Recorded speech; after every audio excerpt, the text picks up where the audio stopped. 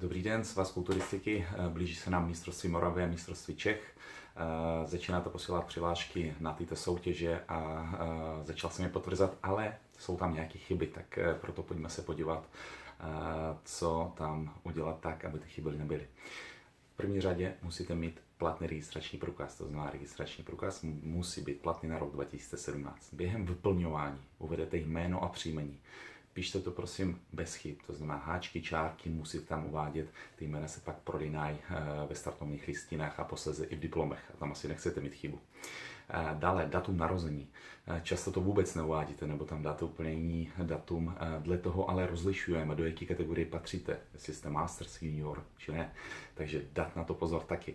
Uvést svůj oddíl. Pokud v seznamu nenajdete ten oddíl, pod kterým chcete startovat, to znamená, že ten oddíl není členem Svazu kulturistiky a není možné pod ním startovat. Musíte vybrat oddíl, který je členem, a hlavně pod tady tím oddílem musíte být i přihlášení do toho registračního průkazu, jinak to nejde.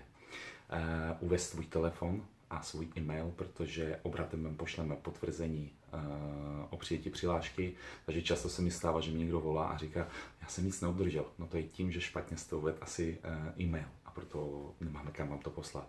V případě, kdyby tam byla nějaká chyba, tak i telefon, tak ať vám můžu zavolat a všechno s váma domluvit. Velmi důležité. No, kategorie. Často se tam dělá chyba to, že člověk pošle nebo závodník pošle přihlášky do dvou kategorií. Třeba budu startovat v kulturistice a v klasické kulturistice. Není to možné.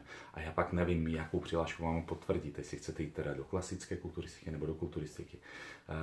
Podívejte se do pravidel a tam je všechno popsáno, pokud chcete startovat ve dvou kategoriích, zdali je to možné, či není to možné.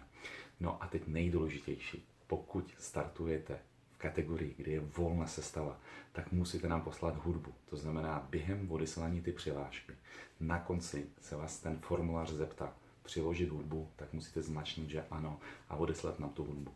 Bez té hudby to taky nejde, nepotvrdíme vám tu přihlášku. Často se stává to, že někdo zavolá a řekne, já jsem poslal přihlášku, ale nepřišlo mi potvrzení. Nepřijde vám potvrzení, dokud není hudba.